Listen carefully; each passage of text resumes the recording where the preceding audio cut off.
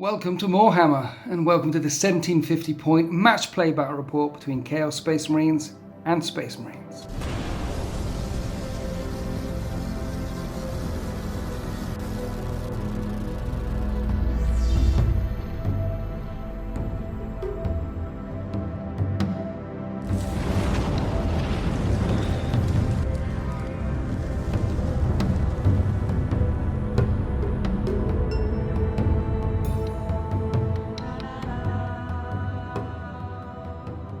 Today on the channel, the Eternal Slaughter will meet the 13th in the ruins of this industrial complex here. Now, you're probably aware that this YouTube channel is run by Liam, and my name's Winters, and I've stole the camera off him because that's what I do.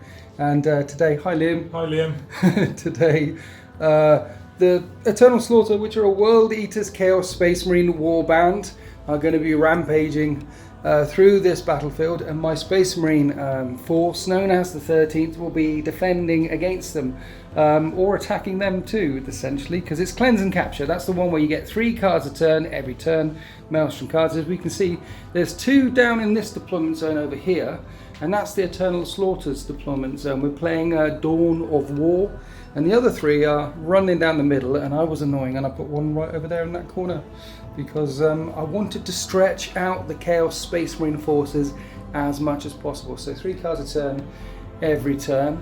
And because the 13th have never faced the Eternal Slaughter, I decided to bring brother Captain Sol Garrow. So it's going to be very interesting. It's a good old-fashioned mashup here, Chaos versus Imperium. And finally, I got the camera back. I stole it off them quite quickly because we're about to go and look at the armies. But before we do that, I wanted to mention something. You'll see these command point tokens have got little special symbols on, and they look very similar to the one on Winters' t-shirt. Winters isn't just Winters. Winters is also my business partner, and we run a website called deploymentzone.tv. There'll be a big link on the screen right now. It'll be in the video description below. What you're seeing today, what you'll be seeing on your screens, is very, very similar to what we put on Deployment Zone every single Tuesday. We alternate, one for you, one for me, and every single Tuesday we stick a battle report on the website. So go check it out, and we'll go check out the armies. One more thing while we're mentioning this sort of stuff, the DZ tokens available on deploymentzone.tv. The battle map comes from gamemat.eu. This scenery comes from gamemat.eu. I don't know who did this stuff. Who did this stuff? The XLC. The XLC did that stuff. Okay, that's where we got all the scenery from. Big shout out to those guys. Right, now let's take a look at the armies. Right, this is 1744 points worth of Space Marines. It's a single battalion detachment, which gives me 8 command points. Now, the 13th are bringing the 2nd Company with them, and the 2nd Company always use Ultramarines chapter tactics. However, because we're on Moarhammer, and because Liam fights Ultramarines a lot because of Brom, what we're doing here is spinning a little bit of narrative. So brother Captain Sol Garrow is here, and they are teaching the 2nd Company, these jumpy dudes and the Hellblasters here, the chapter tactics of the Salamanders, because the 13th adapt their chapter tactics as and when they need to. So in this battle report, we're going to be using Salamander chapter tactics because we're going up against Chaos, and we absolutely want them dead, and Salamanders get that reroll a hit, reroll a wound. It makes Space Marines a bit more pokey, and Space Marines need all the help they can get. My Warlord will be brother Captain Sol Garrow. He's got a Storm Shield, and that blade he's got in his hand, it's the Emperor's Sword, it's the Burning Blade, that's the one, it's called the Burning Blade. And next to him is a Lieutenant. His Warlord trait is Iron Resolve. Basically, he's really tough, gives him an extra wound, and he ignores damage on a 6-up. He's been around for a very long time. Got 2 units of scouts, 2 close combat ones and 1 shooty ones. In this one, the sergeant's got a shotgun, and in that one, the sergeant's got a chainsword. 2 units of tactical marines. There's a melter combi melter in each. 2 units of 5 jumpy dudes, all with assault bolters. I really like jumpy dudes. I think, well, when you bring just 1 unit of them, they tend not to work as well as they could, but they do stack, they do complement each other very well. So if you bring a couple of units, typically, now I've said it'll probably go horribly wrong, but if you bring a couple of units, they tend to work very well. And 1 unit of Hellblasters with the plasma incinerators. You have to bring Hellblasters in a Space Marine force because the internet tells you so. And then 2 Razorbacks, one's got a Stormbolter, And I could have put a Stormbolter on this one because I've got 1744 points, but it wasn't modelled that way, and I brought the wrong chassis along. So I'm not saying it's got a Stormbolter because it doesn't have one on. Everything in this army is what you get.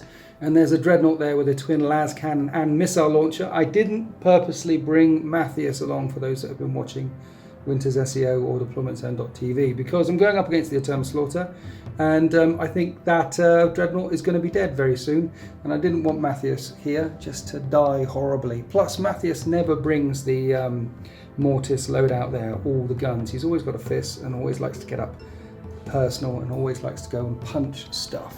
So there we go, that's a battalion of Space Marines, some shooty, some speed, some castling up, and scouts are essential in Space Marine lists because they're cheap troop choices and you can deploy them forward of the lines. It's a rounded list. It'll be very interesting to see how it gets on against the World Eaters, aka the Eternal Slaughter. And here we have debuting on Moarhammer, the Eternal Slaughter. These have been on deploymentzone.tv a few times. I think I've taken them on Winter's SEO already as well. And this is the first time we're seeing them on the channel. This is my custom Chaos Space Marine Warband. We use World Eaters chapter tactics because we have Khorne Berserkers as troops. I'll talk to you about that in a minute. And basically what that gives me is +1 attack on the turn that I charge. And we want to charge with almost everything.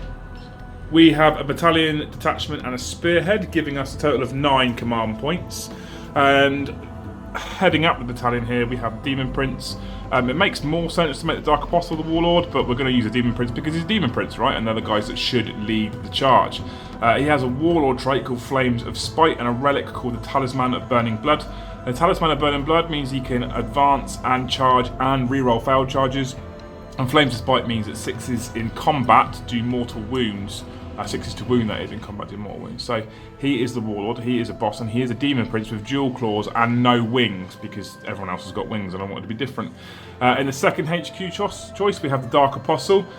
He's got a Power Maul and a Combi Melter, and then next to him we've got the Exalted Champion. He's got a Bolt Pistol and a Power Maul. The Exalted Champion allows me to reroll failed to wounds in combat, and the Dark Apostle allows me to reroll failed to hits in combat. Guess what I want to do? We've got our 3 troops choices, which you can see behind. These are all Khorne Berserkers, so there's 3 squads. We've got 1 of 9 and 2 of 8. I know 9's not fluffy, but points. I'm at 1746, and if I didn't have him, I'd be below 1730, and I didn't want to give him that much of an advantage. Each one of those is armed the same. They all have chain axes and chain swords, with the exception of the champion, who is rocking a power fist. You can see the champions with the little totems on the top.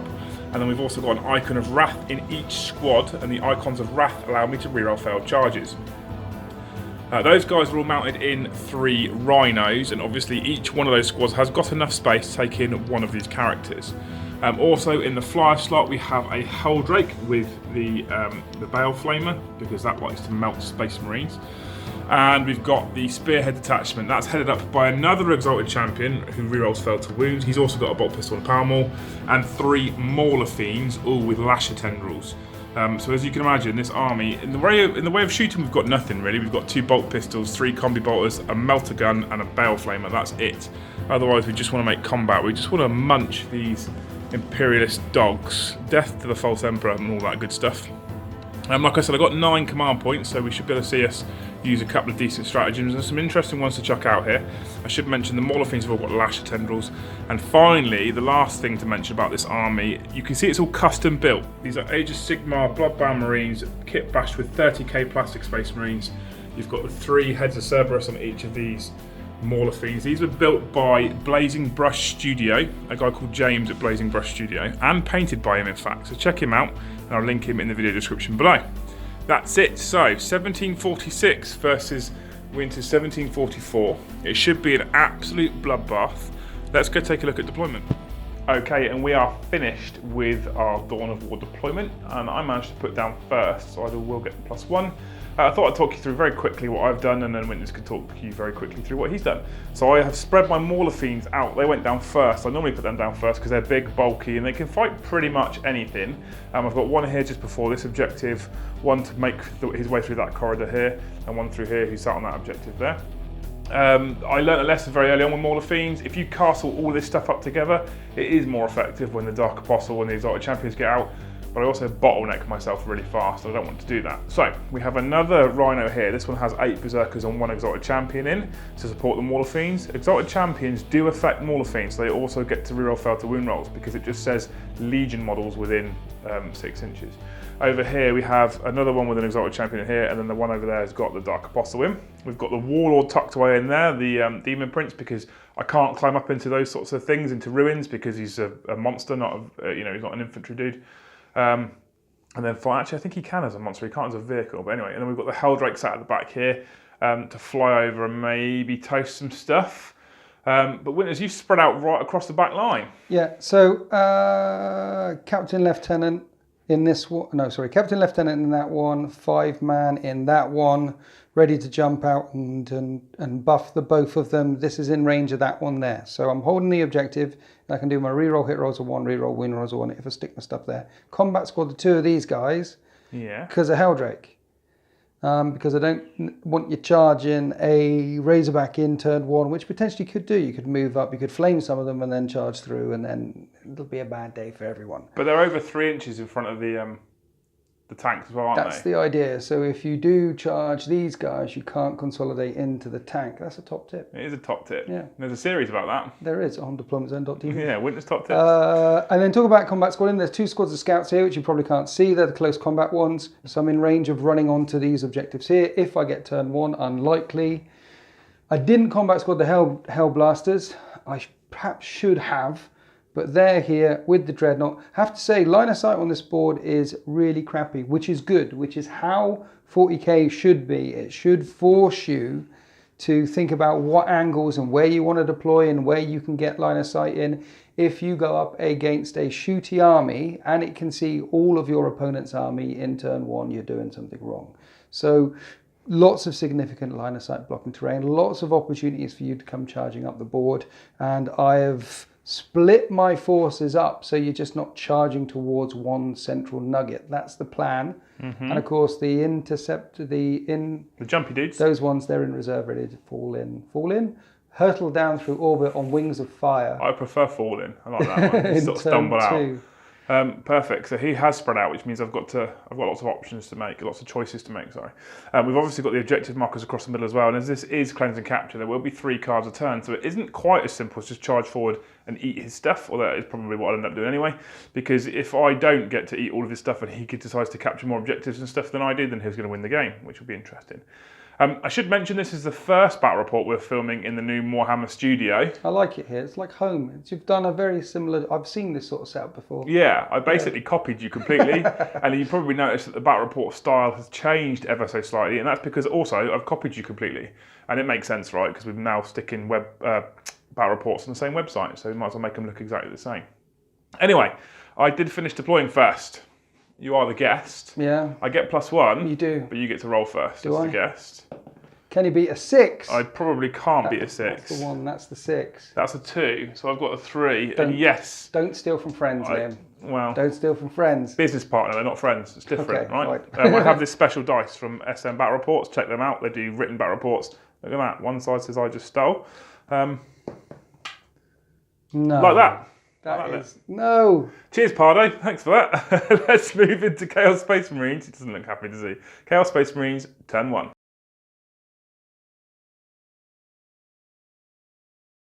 The Demon Prince has bellowed its orders at the top of turn 1. It's not easy, actually. Kingslayer, take out Soul Garrow. No, can't happen. Well, we'll see. Secure Objective 2, that one's achievable. Defend Objective 6. Objective 6 is that one right over in the corner of the 13th deployment zone. That one that Winter's placed in the real awkward position. So I'll imagine we'll probably see me bin this one really quickly. But I'm definitely keeping Kingslayer because it's impossible. I've killed him before. But with Eldar trickery, to be fair. So let's see what happens. So into the movement phase for the Eternal Slaughter. It's quite simple. My first movement phases are always very simple. I took these to a tournament last weekend at Confrontation in Portsmouth. How'd you get on? And we're not going to talk about it. But the movement phases are always, my first turn is always the quickest. So we moved him forward. We didn't advance him. Normally I advance everything. We didn't advance him because I wanted to stay within 3 inches of Objective 2 so I could at least get 1 victory point. And we did advance him. He got 2 or 3 inches. He's sat on another objective there. We didn't advance him, or we tucked him out of the way. I think he's still mostly out of line of sight-ish, maybe, possibly. These two advanced and popped smoke for -1 to hit. He advanced into there. He advanced. He can still charge, but I'm probably not in range of anything, so I've tucked him out of the way. He's going to have to kill basically all this to try and hit him because of the nearest model type thing. So he should still be pretty safe there. But the big move, the Helldrake's flying over here. I was tempted. I normally would go after Hellblasters because Helldrake weapons do flat 2 damage, so we kill Primaris stuff really quickly. But the king is in there. That is where Brother Captain Solgaro is currently hiding, cowarding away. Hiding? Yeah. He's hunkered down, ready to act. He's not out on the front line leading his men. So he's hiding. This is the front line. So we've flown the Helldrake over there to try and toast some scouts and maybe look at opening up that Razorback, perhaps, possibly. So because I've advanced everything and he can't see anything really to worthwhile shoot, or can we? Let's have a quick look down here. See these guys? You see some Hellblasters. So we'll rapid fire, not rapid fire, we'll fire some combi bolters at the Hellblasters, so 2 shots, hitting on 3s. And it's strength and toughness 4, so 4s. That's 1 wound. And you make a save. Cool. So that wasn't worth me wasting your time. But we are going to try and toast some scouts over here. So D6 shots from the Bellflamer. Roll a 1. You rolled a 1. Command point. Yeah, I think so. I think so. Oh no! So we spent a command point, and we've still got 1 shot, which we wound on 3s. I'm going to burn that dice. I'm not. That one gets crushed, and that's the end of your shooting phase. That's the end of the shooting phase. We didn't kill any scouts. No, that was quite well. That's very corner view. Yeah. So I'm going to charge some scouts. Okay. Because it makes sense. We'll have a look quickly, and it's what, about 6 inches, I think there, 5 inches. It's probably a 5-inch charge. I'll do some Overwatch off camera, and then we'll crack on. But will we make it in? Yeah, we'll get in. Let's do some quick Overwatch. The scouts have caused 1 wound on the Helldrake. He's got a 3-up save, and we failed. I think that's the same dice. So we're down a wound. We've got 11 left. Okay, let's do some fighting. Okay, he's got 11 wounds remaining. He still has 4 attacks, hitting on 3s with his Helldrake claws. It doesn't get death to the false emperor, and that's 2 2s. Strength 7 means we wound on 3s. That's 1 wound. -1. I need 5 then. It's a scout. Oh. And D3 damage, but you don't have the old salamander stuff, not the salamander's iron hand stuff, so that's a dead scout. That was horrifically bad. I need to fight back. You do need to fight back. 4 scouts hitting on 3s, and I get to re-roll one of them because of salamanders. And then strength 4, toughness 7? Yes. 5s. Yeah, there we go. 2 more wounds. Oh. I was getting beaten up by scouts. This isn't a great advert for our deployment zone dice, to be fair. I don't know, they're working really well for me. Yeah, okay. So deployment zone dice, available if you're an Imperial player.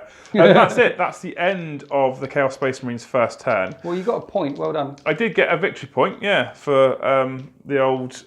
that one there, isn't it? That Wall of Fiend. Yeah, and you can ditch Kingslayer now. I'm not going to ditch Kingslayer, Winters. You can if you want to. I can, I'm not going to. It's impossible to kill him. We're going to ditch defend objective 6 over there, because I don't want to defend anything, because that means sitting around and sitting still. So we're going to bin defend objective 6, and we're going to move into the 13th and their first turn.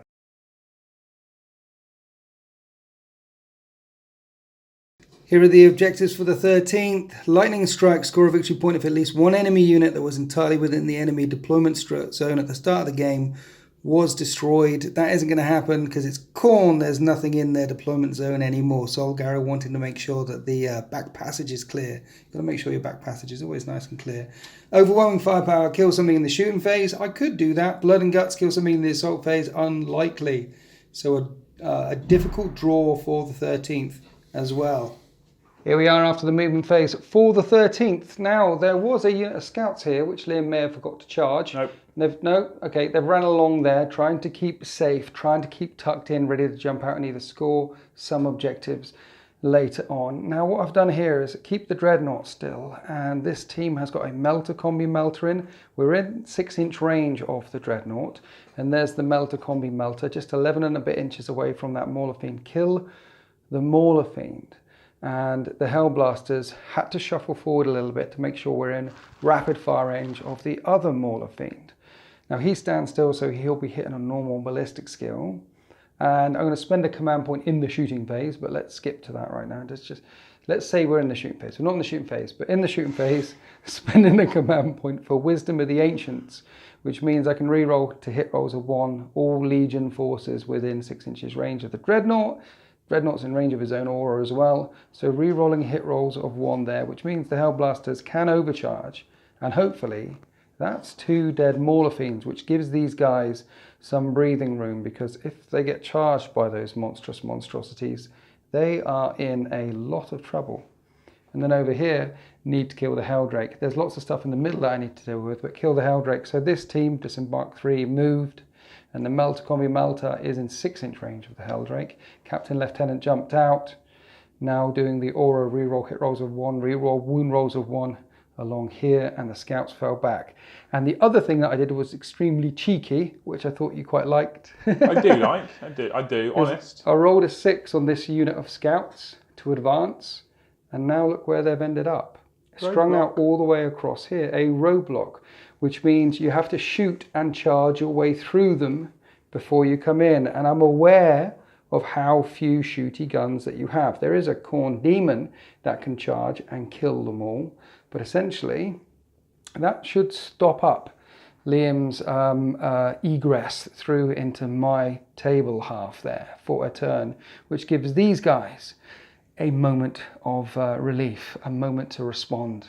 So kill the Helldrake, kill the 2 Mauler Fiends. That's the plan. Let's go on to the shooting phase.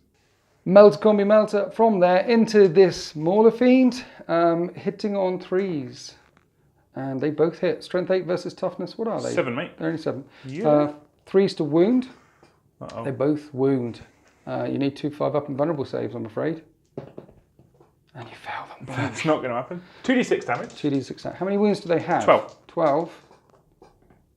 And they take, that one takes 7. That's So perfectly statistically average. 5 left. Okay, let's fire the Dreadnought.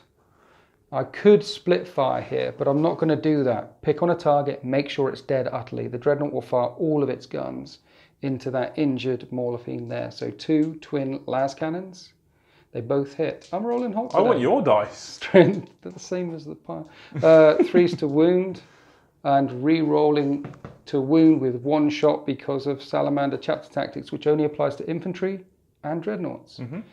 And it didn't help. 1 5-up and vulnerable save from a las cannon. Are you ready? Yes. You're not ready. I'm ready. I wasn't ready. You didn't make it. He's got 5 wounds left. Yep. D6 damage. 2. Just 2 damage. Command point already, maybe?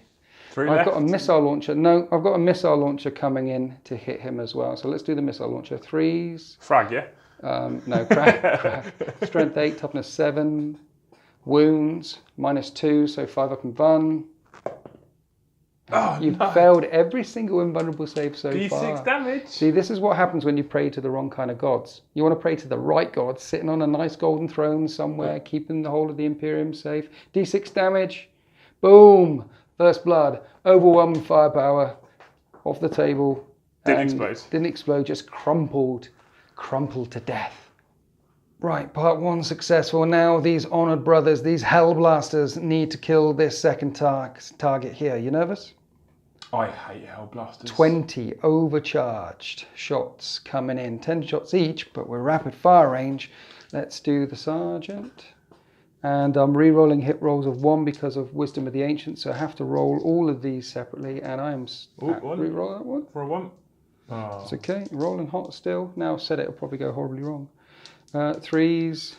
Look at this. 3s. This is upsetting. 3s. 3s. I love your dice. I thought you might. 3s. That missed. We got this. You get to reroll with Salamander Chapter Tactics 1. I don't want to re-roll that. I don't have to because it might re-roll to a 1. Look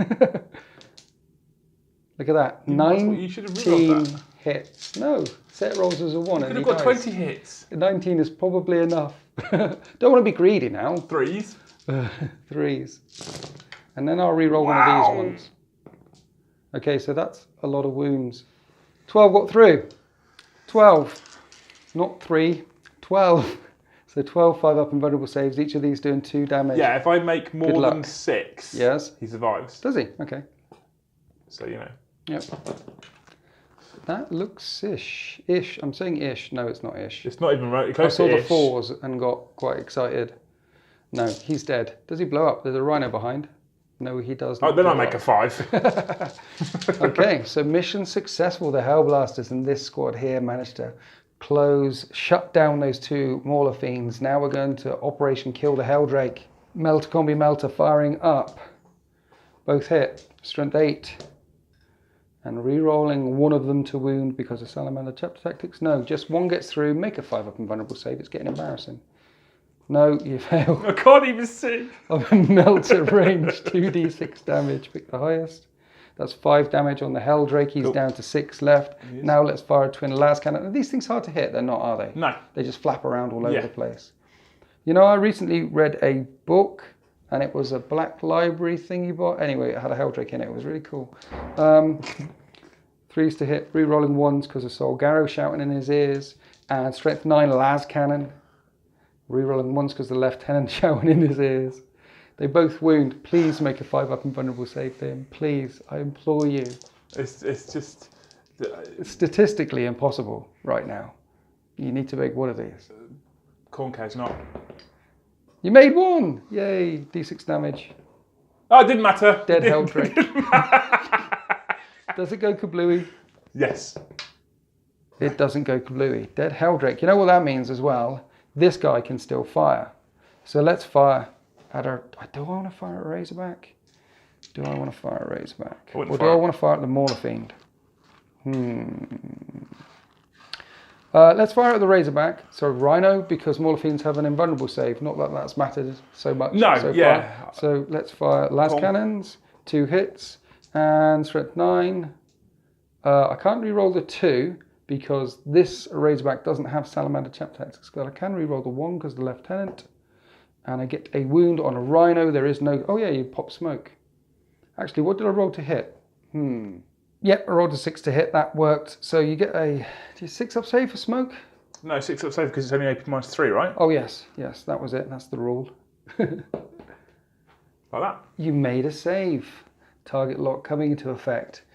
The las cannons bounce. Right, let's do some small arms, some bolters that can reach out and touch. And Liam's doing his small arms impression because all of my small arms bounce there. Completely ineffectual. However, that's the end of turn 1 for the Space Marines and I've scored first blood.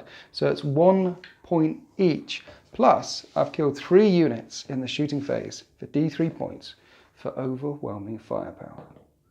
And I get the big 3, which means it's 4 points to the glorious Imperium, 1 point to the traitorous dogs. Let's go on to the Eternal Slaughters. Turn 2.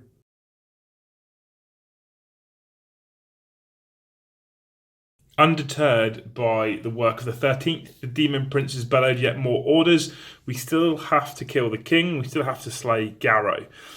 We've got the Will of Chaos. Secure objective 4. You've rolled a d6, and that's the one you have to go grab. Luckily, a Mauler Fiend is sat on that, the only one who's left alive. And finally, some Chaos-type orders, something that the Blood God will be exceptionally pleased with. The Eternal Slaughter should excel at. Blood and guts. Kill something in the fight phase this turn. At the end of the Eternal's turn 2 movement phase, and I had to do some thinking. I don't like thinking. No. It makes my head hurt. Because we're cornering with Chaos, and all I normally just do is rush as fast as I can at you, but I can't do that with roadblocks in the way. That was a very clever tactical move there, I think. And I can't do that with nothing left, so it makes it really hard to charge when the Mauler Fiends are both smouldering wrecks of metal. So we got the Berserkers out. We got the Exalted Champion out first. He advanced 6 inches. That's a ballsy move, but I need to because I've got to try and sort of some damage control on this flank, I think. Yep. So then we got the 8 Berserkers out. Yep. They get 9 inches for getting out the transport, obviously. It's 7 and a bit inches away, so it's an 8-inch charge, essentially. Well, it's 7-inch charge, but we're going to call it an 8-inch charge because corn. Do you get a reroll on your charge or something with the banner? I do get a reroll with the banner Nice. as well, yeah. So Nice. 7 inches is all I need to be within an inch of the Hellblasters. Yeah. And I'm mildly, quietly, sort of, kind of confident. Shouldn't say that after the last round. There's 20 wounds there, though. Can a unit of Khorne Berserkers take out 20 wounds in a... I don't know. Oh dear. My sweet innocent winters. You'll soon see. So cool. So they're going to try and take on that Hellblaster threat over there. Over here, well, I couldn't get through there. it made no sense to leave my rhinos in range of those hot shooting last cannons who have proved so effective in the last round. So we've backed them around back here. He's empty. He's full of Exalted Champion and Berserkers. There's another reason. You've got jumpy dudes in high orbit, right? Yep. So they're going to come meteoric descending in soon. That gives me a bit of screening so we can't drop in the middle, and it gives me something to react and deal with them potentially depending on where they come in. And if I get the troops out, they're full of bolters. They'll just shred them. So there's no point leaving them out in the open when I've got that roadblock in the way. Now, I'm going to go on record as saying that I should hope a Demon Prince and a Warfiend can deal with 5 scouts. But I also expect the Helldrake. After what happened with the Helldrake, yeah. We're not talking about the Helldrake. He's not coming back for a while. And then that one, he's pushed round to the flank. He has got the Dark Apostle and the 9 Berserkers in. I've measured it up. They get out 9 inches that way. That puts them within 5 inches of a charge on those scouts currently. If he blows a tank, I disembark 3 inches forward, and then so basically I get a free 3-inch move, and then I attack him in my turn. So that's why you advanced him round there. Yeah, there's a tactic. I didn't know why you didn't get him out. Okay, that makes sense to me now. Okay, I like it. Yeah, that's tactics. A bit like the robot thing going on. Yeah, that's good. I did a bit of thinking anyway. That's what we're going to say. Yeah. Shooting phase. That's done. No, we've got some grenades. We've got some grenades. We can't throw grenades. Grenades are 6-inch range. We have a bolt pistol. Ooh. What? Demon Shell. Demon Shell. I know you like Demon Shell. I love Demon Shell, and I always do D3 mortal wounds to myself. Yeah. Demon Shell from that Exalted Champion. So Demon Shell's a single command point. I roll a normal roll to hit, singular. If I hit, I do D3 mortal wounds to you. If I miss, I do D3 mortal wounds to myself. Hellblasters or Dreadnought is the question. Hellblasters. Okay. Always. Because the Khorne Berserkers can't kill them in one round of combat. Is that why you're doing it? So it's a 3. Because if they can kill it in one round of combat, then you want to do it at the Dreadnought, you see. You said they could. I feel like you're baiting. I feel like you're trying to bait me. That's what I feel like you're doing. Maybe. Maybe you want to shoot at the Dreadnought. See, you're thinking again now, and you just sort of shut down. Wait a minute. Right, so I've made a choice. He basically said, oh, you're not confident they can take 20 wounds out in combat. They've been known to take down Imperial Knights in combat, so that's made my decision for me. Okay. Demon Shell at the Dreadnought. Yeah. Hit on 3s. I hit. D3 mortal wounds. Oh, for 3. 3. 3 mortal wounds on Brother nothing so far. He's got 5 wounds left. Perfect. That was a good choice. I'm okay with that. If he does awesomely well this battle report, I'll give him a name. I have no Warp Bolter, and he advanced, so that's that. That's me done. Is that your shooting phase? That's my shooting phase. Demon Shells. Nice. Mortal wounds though. Yep. So we're going to work out some charges. Okay, we got excited and started rolling Overwatch and charges off camera. I caught it just before the major charge. So, charged the Moarhammer in here first, no damage. Demon Prince followed in, they were already locked up. Over here, I declared a charge on the Hellblasters, and you... Wisdom of the Ancients, because it says any phase. So I put Wisdom of the Ancients on him. So the Hellblasters were re-rolling hit rolls of 1 again. And then overcharged, because then it's strength 8 versus toughness 4, so I could wound you. Yeah. Thinking that I'd kill loads and loads of dudes. But what happened is I killed 2 of my dudes and 2 of your dudes. Yeah, it was 2 for 2. So that Wisdom of the Ancients didn't work out as well as I thought it would. No. So it could have been better. But I mean, that's a big chunk, right? Because they are 4 attacks each and they fight twice. So you've killed 16 attacks there. Have I? Which is key. I think you should have shot the Demon Shell at the Hellblast. Yeah, let's not talk about that. Let's not talk about that at all. But you are 2 Hellblasters down at least. And I've now got a 7-inch charge that is re-rollable. Good luck. I'll just grab some dice. Okay. 7-inch. Good luck. Oh, no. That's a big 9. I didn't even need the reroll. That's nice, isn't it? We're going to go wheeling into you now. Yes. There should be more dead during the Overwatch thing. That was a good... yeah. Okay, so over here, the Demon Prince came charging in, selected him first. 9 attacks, hitting on good, wounding on good. Slaughtered those scouts, thankfully.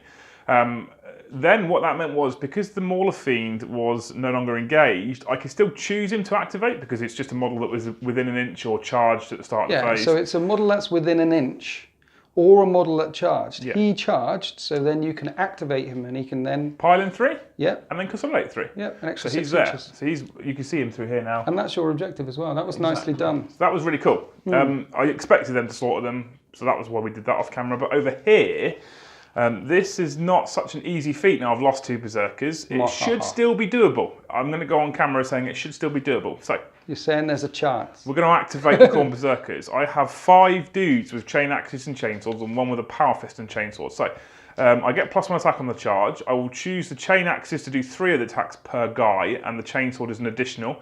And the only one that's different from that is the sergeant, who's got 4 attacks base, which will be 4 with the power fist and 1 additional with the chainsword. So first we'll do the 5 chain axes, which I've got. 15 attacks hitting on 3s. And 6s are death to the false emperor. So nice. These 3 6s here, I'll add in. Yeah, there we go. So that's lots of attacks. And then you get reroll a hit or something with this guy? No, reroll to wounds with that guy. Okay. So I'm strength 6 for the chain axes, so I win on 3s. What? We roll him. Why strength 6? Strength 5 base. Right. +1 for a chain axe. Okay, cool. So I have wounded that many times, and I'll reroll.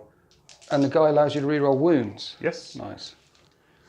Okay, so there is this many. 1, 2, 3, 4, 5. This is me counting like 10. 11 at AP -1. -1, huh? Yep, so 4 ups. 4 up saves. The Emperor protects. He does, actually. 1, 2 and a half die. 2.5 dead, yeah. Cool.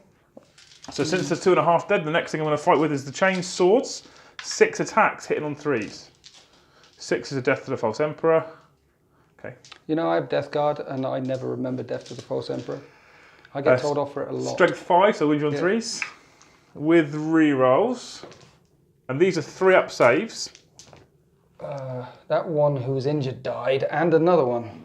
That's 4 dead so far. You're doing well. Power fist. Oh no. 4 attacks for the power fist, hitting on 4s. 6s are death to the false emperor. Look at that. He is angry. So 5 hits, having started with 4 attacks. That's pretty good. Strength 5 doubled to strength 10. Yep. 2s. No rerolls necessary. All AP -3. You know, so when 6 ups. Yeah, this is nasty. Oh no. So the first one, there's 4 guys left, right? Yes. First one, there's 3 wounds, 1's dead. Yeah. Second one, dead. There's 2 wounds, he's dead. There's 2 left. Third one, there's 3 wounds, he's dead. And the last one, well, even if I do 1 each, he's also dead. Yeah, okay. Oh. Yeah. I feel like I should have maybe checked, is the dread within 3 inches? Because if you'd have selected the dread as a target as well, then you could have, yes he is, then you could have consolidated. So I'm going to consolidate into him. To stop him shooting. Yeah, exactly. Yeah. But if I'd have picked him as a target, I could have activated for my second time, because I get to fight twice, and nailed him as well. Okay, that worked. I take it back. Berserkers, I love Berserkers. I'm going to have to shoot some of those guys now. Right, okay. So that is the end of the Eternal Slaughter's second turn, because there's nothing else I can do. It does look a little bit thin-ish, but don't forget that runner's full of guys, that runner's full of guys, he's empty, and you've now got no Hellblasters. Yeah. So my moral victory's already there. That was painful. But it's not over. We've got jumpy dudes with lots of firepower to come in, and they shred infantry. So let's see what happens. We did, obviously, Blood and Guts kill something in the fight phase. We actually killed 2 things, but we couldn't get 3 things. So I don't get D3, I only get a single point. We have secured objective 4 for the Will of Chaos. That puts us on 3 victory points to Winters' 4. We've still got Kingslayer, and we are tightening the noose on that corner as we move into the 13th second turn. Edit, Liam got carried away, forgot to do my Dreadnought back again. Now he hasn't got a Dreadnought power weapon or anything like that, but I can kick you in the kneecaps, or kick you in the face. He's got 4 attacks, he hits on 3s, and he's Salamanders, so I can re-roll a hit roll. And then he's strength 6, so I can wound on 3s, and that's 3 up saves, no AP. And you got 2? I got 2, wonderful. So morale on the Khorne Berserkers as well. And you're fine. Right, now let's go to Space Marines turn 2.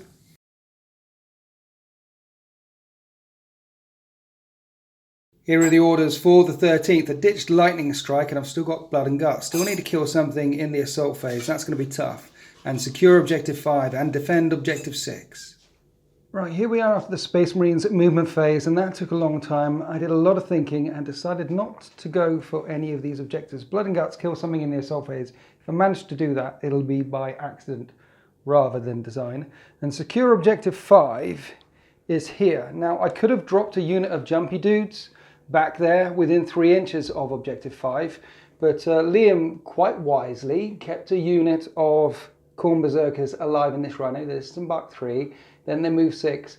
And measuring it up, it would have been a 5-inch charge, which is re-rollable because you would have had your thingy-me-jig. Yep. And they would have been slaughtered. So I would have got a point, but lost an entire unit of fast, mobile infantry there. And there's the Demon Prince here as well. He's going to be dead in a minute. I'll explain why. Here's defend objective 6. Now, I could have got a unit out and tried to hold on to this. Khorne Berserkers, they get out, they charge. I wouldn't have held on to that, so I couldn't have kept that. Instead, the scouts jumped inside the Razorback, and the Razorback came along here. The other screen of scouts jumped inside the Razorback as well. There's my captain and lieutenant. This is the Melter squad. Now, the plan is kill the last of the Mauler Fiends with some of the shots, with some of the Melters and the las cannons. And then measuring up and measuring up and measuring up. The closest thing would then be to this unit here, these units here, will then be his Demon Prince, would then be his Warlord. So slaughter both of them. And if I manage to pull this off, I've got lots of troops here, I've got my Captain Lieutenant, and what we've got is an exposed unit of Khorne Berserkers all the way on the flank over there.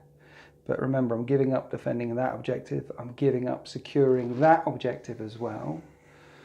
And the other thing I'm planning to do is slaughter this HQ and slaughter these Khorne Berserkers down here. So I've dropped in one unit here, the Dreadnought fell back, hopefully kill all of these, and then the second unit over there can shoot at that HQ and hopefully kill him. And this corner will be secure, so I won't have any points, but I'll have a lot of mobility and a big footprint in this corner.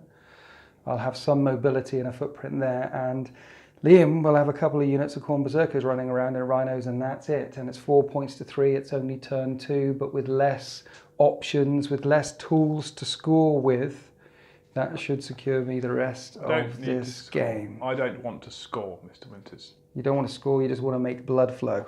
No, exactly. Exactly. You killing those 4 Berserkers? Kill the 4 Berserkers. That pleases him greatly. Moving on to the shooting phase. I couldn't move the Melters back far enough. There's line of sight blocking there, so they can't get range. Just these 3 guys can get range into the Khorne Berserkers.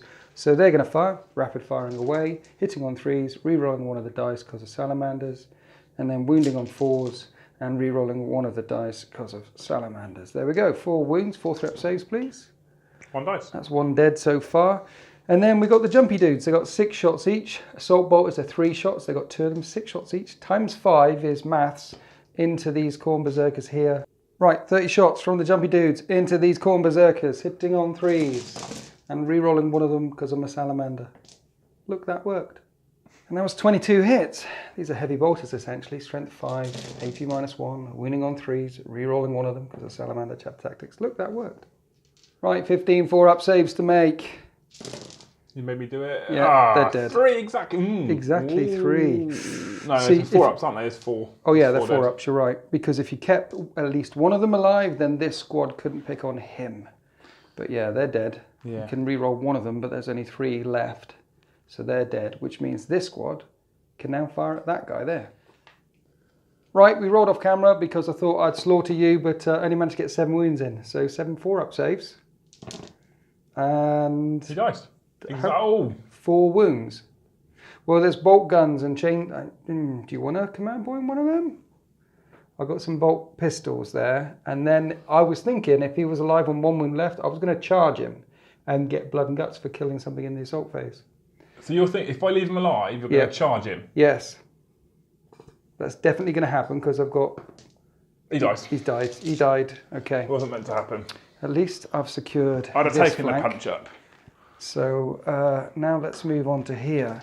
So the Melter, Combi Melter from that squad is firing at the Mauler Fiend. And I re-roll 1s because of Brother Captain Soul Garrow. 2 hits, Strength 8, Toughness 7.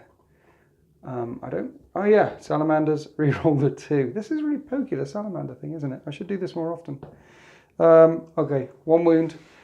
1 5-up invulnerable save, which Liam was going to fail. Oh no, he passed 1. I can't even see. You passed it. Well done, mate. The idea was he'd be dead now, and then twin link las cannons go into the demon. But instead, let's put some twin link las cannons into this Mauler Fiend, hitting on 3s. Target lock. 2 hits. Strength 9, toughness 7, wounding on 3s. Rerolling 1s because of the lieutenant. 2 wounds, 2 5-up saves on your Morley Fiend. You ready? Yes. You make 1 fail 1. D6 damage. For 6 damage. How many do they start off with? 12. 12. Okay, So halfway there. Let's do it with the other one. Your Demon Prince, I think, is going to survive. 2 hits and 3s to wound. Both ones. 2 ones. Double ones. So double ones, rerolling because of the lieutenant. Oh!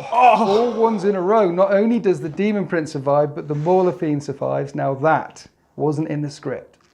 And that's the end of my turn 2. And Liam is suddenly looking very happy because that should have been dead, and then I'd be secure, and I haven't got any objectives this turn. No defending, no securing, no blood and guts. It's 4 points to 3 in favour of the Space Marines. Have I made a tactical error? We're coming for you. Let's find out in Chaos Space Marines. Turn 3.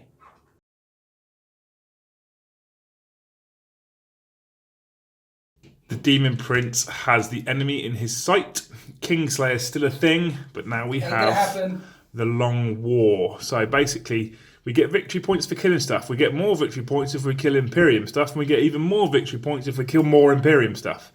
Very Chaos, very World Eaters. Claiming the spoil requires me to claim an objective that he's already got, and because he's cowardice, or superior tactics as he calls it, he isn't currently sat on the objective markers, so I can't do that one this turn. That one will be binned. This one I can do. This one we might do. Okay, it's turn 3. We're at the end of the Eternal Slaughter's movement phase. I didn't think it would take me that long because I've not got much left to move, but it did because I had to do some thinking. Again, more thinking. I'm trying to play the tactics game like Winters is kind of ish. The empty rhino spun around here to create a bit of a roadblock and basically to be the nearest unit to this stuff over here. This rhino, I disembarked a single model, and if I come around here you'll see the Exalted Champion just had enough movement with his 9-inch to climb up and over and down. We can. These are 3. We're saying to get up there it's 3 inches. Otherwise, no one will ever get up there because it's so high. Exactly, yeah. So it's 3 inches to climb those. It was agreed before the game, honest. This rhino here still has 8 berserkers left inside. So we've pushed up here. I thought about disembarking, but they got to about here because I get a 9-inch move basically. I get 3 inches disembark, 6-inch move. He gets an extra few inches because he's a tank. If he weathers the storm, I could maybe be closer, but they obviously have a 12-inch jump themselves, so I could be playing chase around there, but we'll see what happens. 10-inch jump. 10-inch jump, thank you. Over here in this corner, this rhino, who I set up here to probably be blown up and move, he didn't blow him up, so I didn't get that free movement. So we've pushed up round here. This one's got 9 berserkers in plus the Dark Apostle. I'm kind of hidden from him now. So my next 9-inch disembark should gain me close enough to the enemy if he doesn't run away with his tanks, which we've tried to stop with my own little roadblock here. We've got Mauler Fiend lined up on the tanks, and we've got a Demon Prince. He should be dead. He took a couple of melters and 4 lance cannons. He should be dead. He should be dead. He should be dead. He's also infernally regenerated a wound, which puts him on 7, and the bonus is that means he's back on top profile. 6, which he was on, is middle profile, so that's good. So we're going to charge in there, and hopefully Winters doesn't roll another 606s. He advanced. Can he charge as well? Yep, so his relic, Talisman of Burning Blood, as we told the kids at the start of the battle report. I wasn't paying attention. That allows you to advance and charge and re-roll failed charges. Sounds a bit chaotic to me. It's a 5-inch charge into the Marines right there. Okay. So obviously my Long War card, I only have to kill 1 Imperium unit for D3 points, but if I kill 3, I get a guaranteed 3. So you can see we're going to try and take some tanks, Marines and some scouts out for my flat 3 points, because that would then push me in the lead. And that's important at this stage because Winters isn't on objectives. You're not that close to objectives. No. So it could be problematic for you. Right, we have no psychic phase. We're going to roll into the World Eaters shooting phase. So combi fire from both rhinos have gone ripping into those scouts. We did do lots of wounds and your flak armour saved you. Yeah, dodge left, dodge right. So we're going to come to this Exalted Champion here, who's levelled his bolt pistol, and he's going to stuff a demon in the end and fire demon shells for a command point, which I hit, and I do D3 mortal wounds. For 2. So 2 scouts die. That weathers that whittles down the squad a little bit, so when I make the charge, I've only got 3 to slaughter, he says. That's my shooting phase. That was quick. Yeah, it is always quick. Yeah. Now we go into the corn phase. Fight phase. And we do some charging. Who's So, in the Overwatch? the Exotic Champion will charge with 3 scouts. Grenade. And pistols. 1 hits. Oh dear. And I re-roll because of Salamander. So let's re-roll the grenade. That hits. Here's the bolt pistol to wound. Doesn't wound. And the grenade is strength 6. And I'll re-roll that to wound. It's every phase. Oh, no, never mind. Okay, thank God for that. Really? And he'll charge this far. He's in. There, he's 6 inches, so he's in. Okay. Over here, the Demon Prince, the Mauler Fiend, Yes. is going to charge... Wait a minute. Okay, I had to think about it. It's a tough choice. You've There was got some proper thinking as well. Melter Combi Melter in the infantry squad, cracked grenade, 2 last cannons on top of the Razorback. So originally I thought about charging the Mauler Fiend into all of them, but since he's a 6 throwing demon today... Yeah, it's happening. 6s are happening. I don't know why. They're happening. And I'm not a demon. You're the demon. What we're going to do is we're going to charge the Mauler Fiend. I have the Emperor. Razor. Will you shut up for a minute? The Emperor protects. We'll see. We will soon find out. Last cannons. Mauler Fiend into Razorback. 6s. No, you're all right. So the Mauler Fiend will charge this far. 3 inches. That'll get him in, won't it? Yes. Surely. Yes. The Demon Prince is going to charge the infantry squad of 5 Marines. Now, he's a character, but you can fire Overwatch at characters even if they're not the closest thing. It's in the FAQ. Okay. So, how far away are you? I am Can I chuck a grenade? 5.5 inches away from you. Let's chuck a grenade. And re-roll hit rolls of 1. For Solgarrow. Nope. And then fire 2 melters at you. I can't see one of them. 5 and a 4, and I'm going to re-roll one of them using Salamander thingy bobs. Yeah, the thingy bobs are key. Hits. Strength 8, toughness 6, wounds on a 3. Re-roll 1s because the lieutenant. Wounds. 5 up demon save or take a melter. No. I've got a plethora of command points left. I'm going to re-roll it. 6 left. I'd still fail. Okay. Melter's there. You're in 6 then because he's right at the front. Yeah. 2d6, pick the highest. And I'm going to command point. I thought you might. Come on, put the 2, no? 3. 3 wounds. Okay, I'll take that. That puts him on 5 left because he starts with 8. Bolt guns, all miss. Importantly now, it's a 5.5 inch charge. So it's a 5 inch charge, and we re-roll. There we go. Ooh, he's angry. He's angry. He's very angry. Yeah, let's move him in. Okay, so Brother Captain Solgarrow there has stupidly heroically intervened. That's the one. But we are still going to activate the Demon Prince first. I can't fight the Brother Captain because I didn't declare him as a target of the charge. I didn't want to. To be fair enough, you couldn't fit in there anyway. You had to hit, But if I'd have declared him, although I wouldn't have fitted there, when you heroically intervened, I'd then be able to fight him. Yes, but then I wouldn't have heroically intervened. Right, then you'd have put all the attacks on the captain. No, I wouldn't. Oh, okay. So hit the Marines. 9 attacks on tactical Marines. These hit on 2s and reroll 1s. And does this guy have Death to the False Emperor as well? Yes. That was FAQ'd. So that's 2 more hits. So that's 2 more hits from Death to the False Emperor. There we go. It's got 11 out of 9 hits. 11 out of 9 hits. That's maths. That's nasty. Strength 7. Is this Malefic Talons? Yeah. Okay. AP minus 2. Yeah. So we wound on 3s. Yep. 6s do mortal wounds in addition. In addition? Yeah, so it's 3 mortal wounds. Whoa. Plus another 7 armor saves at AP minus 2. So 7 5-ups, 3 are dead already. Yeah, you wipe them out. They're all gone. So that squad's killed. That's a guaranteed D3 victory points for Long War, but we're going to move on to the Mauler Fiend. Okay. I spend a command point for Demon Forge. You do like Demon Forge, don't you? I love Demon Forge. It makes a terrible Mauler Fiend really good, normally, he says. So, Demon Forge. First, we're going to fight with the Mauler Fiend's Power Fists. He has 4 Power Fist attacks that hit on 4s. And Demon Forge allows me to reroll all failed to hits and all failed to wounds, which is good because I missed 4 times. There we go, we hit 3 times, that's better. Put that box back as well, okay. So 3 hits from the Mauler, strength 12, so I wound you on 3s. And I reroll failed to wounds for Demon Forge. So 3 wounds at AP minus 3. Is that the fists? Yep, and they're a flat 3 damage. 6s, that's 9 wounds, it's got 1 left or 2, 1 or 2. I think it's 2. We've got 6 Lasher Tendril attacks, hitting on 4s. With rerolls for Demon Forge, because it just makes it good. There we go. These are strength 6. Toughness 7. So it's 5s, and we reroll for Demon Forge. 2. 2 more at AP minus 2. Okay, so I need 2 5-ups, and if I make both of these, he's okay. He is. Command. I think I've already spent it. No, that's fine. Not in this phase. You haven't spent a command point in this phase. If you I'm probably going to need it for Soul. Does he blow up? Does he blow up? No, but there are 5 guys inside there that on ones will be destroyed, and one gets wiped out as they stumble out of the wreckage. And then finally, we're going to move over here to the Exalted Champion fighting the 3 scouts. He has 4 attacks base, +1 for being a World Eater, and he hits on 2s. And 6 is a death to the False Emperor, for a total of 6 attacks.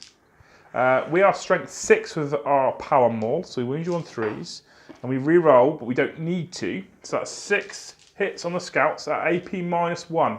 6 wounds, sorry, at AP -1. There you go, sir. 5s. They're dead. That's a flat 3 victory point for the Eternal Slaughter, but I'd imagine Sol Garrel's going to raise his shield, swing his sword, and try and carve some holes in this demon prince. Let's do that right now. So he hits on 2s, and he re-rolls 1s because he's a captain. And the Burning Blade is strength +2, so he's strength 6 versus toughness 6, so 4s. And he can re-roll 1 because of Salamander Chapter Tactics. That's AP -5, 1 damage. That's a 5-up demon saves. We protected against 1, just 1 damage. Just 1 damage. Takes me down to the magic 3 is the AP wounds -5 remaining. So I win that fight, essentially. Done. I'm claiming I win that fight anyway. Yeah. But more importantly, tank destroyed, infantry squad destroyed, scouts destroyed. That's 3 Imperium units destroyed. That's 3 victory points, putting me on 6 to your 4. Yes. As he wanders off. Yes. Out of shot. I'm back again. Thank you. Like the Renegade Master. You've got no other fighting back to do before I shut the camera down because I get told off for it all the time. Perfect. We're going to move into Space Marines, turn 3.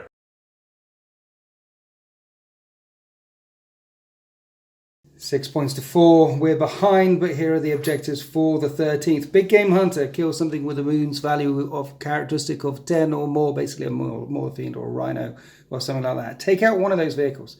Blood and Guts, kill something in the assault phase and secure objective 5. I ditched that defend objective 6 objective. Here we are after the Space Marines movement phase, and I think I've disappointed Liam with my tactical decisions. Cowardice. Tactics. It's cowardice. Tactics. What's happened to brother Captain Sol Garrel? Okay, so the guy sent from the Heresy era, lost in the warp. This unit was there, they moved there, and the other unit inside jumped out and got there, and Blood and Guts kill it in the assault phase after shooting him with bolt guns. Then kill him, scouts will charge him, and he will die an ignoble death to scouts. Meanwhile, the Captain Lieutenant jumps back inside and heads, still more than an inch away from the Mauler Fiend, heads away up the table here because it's going to be turn 4. And if I'd had stayed there and slaughtered him with my brother Captain, then the Khorne Berserkers would have been here and jumped down and killed him, or come around there and killed him, because as we saw, they can chuck out a lot of attacks. Now, it's not that he's a coward, it's just that there's a lot of attacks coming in there. I've listened to his narrative. I've listened to his narrative. That's a tactical decision, and what I'm going to do is pop it open and then kill them. See? You're just disappointed. You know, it's like when your parents say, I'm not upset, I'm disappointed. Yeah. But so it's simple, really. I don't want him to die. It would be stupid for him to stay there. There's a Mauler Fiend, a Demon Prince, and the things that is not in the Codex. Okay? Theoretical. There is a Demon Prince and a Mauler Fiend and some Khorne Berserkers charging towards me. Practical. Let's reposition and use some of the guns to open up the armor before you slaughter the bad guys. But isn't he pre-Codex era? Yeah. Well, so that's what's happening there. Meanwhile, over here, there's some Khorne Berserkers in that one, right? That's the empty one. So, Jumpy Dudes came up and over. Jumpy Dudes over there. The idea is the Dreadnought blows open the Rhino, and then I put loads and loads of assault bolters into the things that jump out of it. Last time the plan didn't work, my overall plan. This time I really, really hope it does work. So let's play Might of Ancients on this Dreadnought one more time, re-rolling hit rolls of 1, and let's fire out that Rhino with 2 las cannons. I stood still, I can see it, here we go. And I roll a 2. Thinking about it, aren't you? Go on, spend it. 5 command points left. Go on. No, 1 minute. 4 command points Salamander's Chapter Tactics. Yeah, 4 command points left. Salamander Chapter Tactics, I reroll 1 hit roll per unit anyway. And that's a hit. Strength 9, toughness 7, 3s to wound. And reroll 1 of them with Salamander Chapter Tactics. They're serving you well. 2 wounds. That is serving you well today. 2 6-up saves on the Rhino. No. 2d6 damage. damage. And that's 8 damage already, down to 2 left. Now let's put a missile into it, which misses. But you've now got your I command need to the point command reroll. point. Command point reroll, which misses. Right, option B. This squad had to advance round here to get in range of that Rhino. These 2 guys are just in range, and melters are assault weapons, so this will hit on a 4. And I get to reroll hit rolls of 1 because of the Dreadnought thing. That's a hit. Strength 8. And I reroll that because of Salamanders. That's a wound. It's AP minus 4. You want don't more get than a 1 save. damage. More than a 1, and I've already burnt my command point for the reroll when the shooting phase. Need at least a 2. It's a 5. Dead Rhino. Does it go kablooey? All the way over No. there. I can't see it. That was a 1. It's a 1, but no. How many guys inside? There is a total of 7 actually, because I've got 8 in total. 8 Yeah. exactly. So 6 1s would be nice. Thanks. And there's 3 You get 1s. 3. 3 1s. And now the jumpy dudes will unload 60 assault bolters into the corpses that come piling out of it. Right, it was going to be 60 assault bolter shots, but now these guys are out of range, and only 3 from this squad can draw a line of sight to shoot on them. So that's cowardly tactics there. World Eaters are supposed to come forward, but they piled out the back of the Rhino. They should be scrambling out the front of the Rhino because of the blood and the blood god and all that sort of stuff. But cowardly tactics. You can't kill if you're dead. See, so my tactics are tactics. Your stuff is not. You can't kill if you're dead. They got out the back. There's a back door. Look, they have back doors, the Rhinos, and side doors. They don't have front doors. So anyway, only 3 of these can now see that squad. Let's fire. I'm hitting on 3s, and I'm re-rolling 1 of these because of the Salamander thingamajig. That's pretty good. 16 hits, wounding on 3s, and re-rolling 1 of these. That converts every time. Right, that was 12 wounds, AP minus 1, 12 4-up saves. If you could fail all of these, I'd appreciate it. And you failed enough. I did. And that unit is wiped out. So the 13th have secured this flank here. Meanwhile over here, this is going to be a different thing. That was Big Game Hunter as well, by the way, killing that vehicle. Now this thing moved, so it's hitting on 4s when it shoots at this Mauler Fiend. Last turn, when the other one of them moved, it should have been hitting on 4s as well, and we forgot it. But I didn't kill it with 4 las cannons and 2 melters anyway, so it looks like the dice god saved you. 4s to hit, and 1 hits, 3s to wound. Wounds, 1 5-up invulnerable save on your Mauler Fiend, and you make it. You make it when you need it, which means that's going to come charging in, and there's a brother captain and a lieutenant in there. Right. Cowardly brother captain. These cowardly. Get it See, wrong. it's cowardly when I do it, but not when you do it. 2 of them have to shoot the Mauler Fiend. We'll do that off camera. These 2 can shoot the Demon Prince because they're closer to that model. And then these 4 chaps down here. So one of them will chuck a grenade at the Demon Prince. Remember, I don't want to kill it. I want to kill something in the assault phase. It's got 3 wounds left. I think I picked it up. Yeah, it's got 3 left. So I want to tickle it, but not kill it. So let's do the bolt gun, which hits and wounds once. What is your normal save? 3 up, sir. 3 up, which you fail. He's down to 2 left. And I did declare I was chucking a grenade, so that hits strength 6. That wounds at AP minus 1. Which you fail. He's down to 2 wounds left, and this does D3 damage. And I don't want it to die, so I might re-roll this. Oh no, I've already re-rolled 1 in the command phase. I was thinking, in the shooting phase, I was thinking about re-rolling it to make it go down again. So 2 wounds left, D3 damage. For 2 damage, your Demon Prince is dead. Oh dear. Okay, so I won't get blood and guts, But you do get Slay the Warlord. Is it? Yeah. Brilliant. So I have wiped out the Demon Prince. Right, this squad here will shoot at this Mauler Fiend. Yes. So let's do the bolt guns. And I get 5 hits and 5s to wound. Two reroll wounds. that 2 for Salamander Chapter Tactics. I'm going to chuck a grenade. I'm going to spending the sharing the rerolls for that. So 2 wounds, 2 3-up saves, and it's down to 6 wounds again. Now chuck a grenade which misses, reroll salamanders. Hits, strength 6, which doesn't wound, reroll, which doesn't wound. Back down to 6. It'll be back to 7 at the end of this turn. I'll put another 1 next to it because of infernal regeneration or something. You'll be back to 7. Uh-oh, for you. That's the end of my turn. I didn't get objective 5, which is over there. I'm going to be ditching that one. I didn't get kill something in the assault phase, unless I want to charge a rhino. Not really. But I did get big game hunter. So it's 5 points to the Space Marines and 6 points to the what? Don't forget, Warlord. Oh, Warlord. Six points each. 6 points each. Going into as we head into Chaos Space Marines turn 4.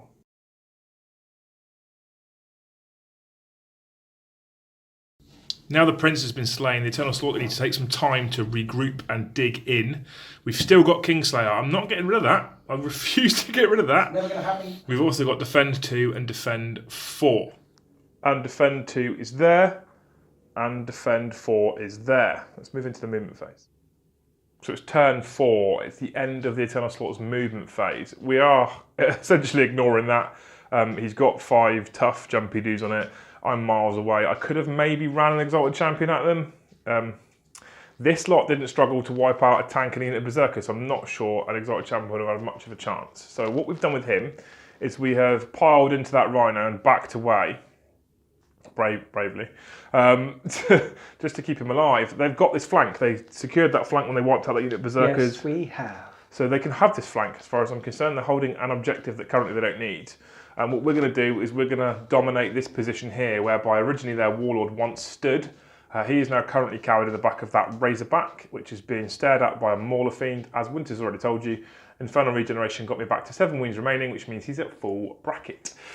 These guys got out of their Rhino. They moved the 3 inches out of the Rhino, and then the additional 6 inches they get for the movement phase, and they are lining up a 4 or 5 inch charge there on some scouts.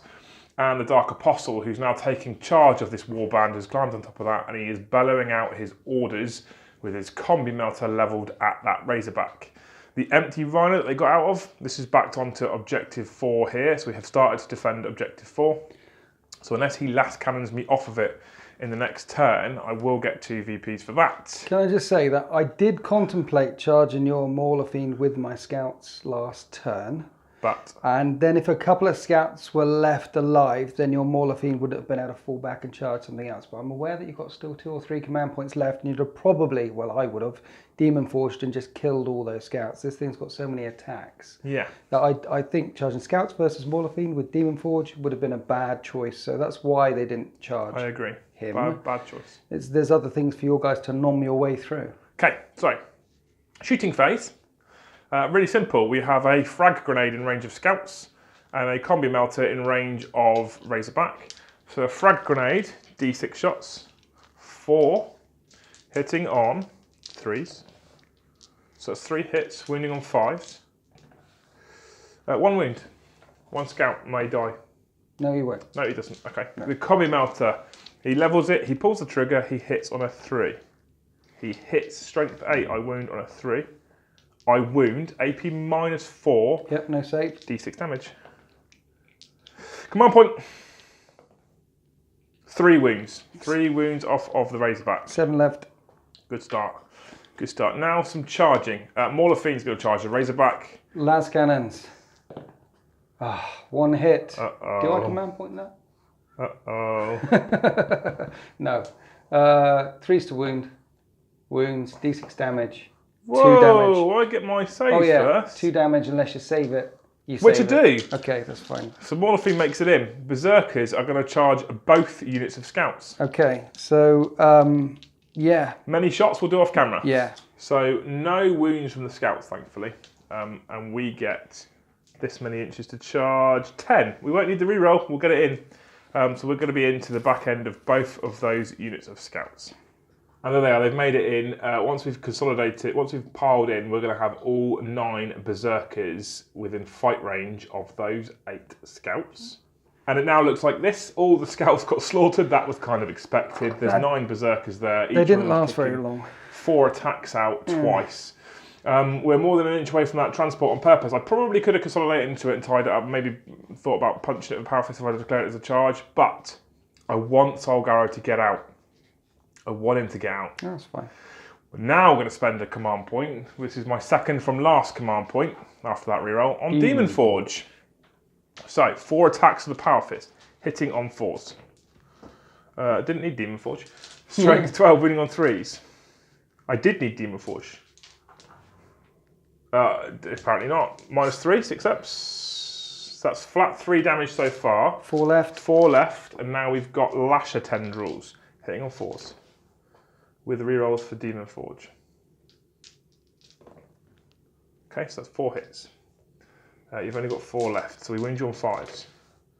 Nice. That's 3 with Demon Forge. And these are a 2 damage weapon, right? Yeah, 2 damage weapon, and then -2, so 5 ups. It dies. Or do I want it alive? 1 minute. So you did lots of thinking. Yeah, that would hurt. I thought about maybe re-rolling one of them, but no, it's dead. Let's see if it blows up on a 6. It doesn't blow up. 2 people inside. Don't roll a 1, Winters. They're alive, and they come stumbling out of the wreckage, bravely, heroically, ready to take on those Khorne Berserkers. And this is what it's about. It's not about victory points. It's not about objective markers. It's about killing the Warlord. But we won't be able to do it in my turn, because that is the end of the Eternal Slaughter's 4th turn. I'm going to move into the Space Marine's 4th turn. I've started to defend Objective 4. I'm going to bin defend Objective 2. My only other one is King Slayer. Can they survive long enough? We'll see. That's what it's about, that big fight there. That's what we're excited about. That's what I'm excited about. You look less excited about it. I'm cautiously optimistic.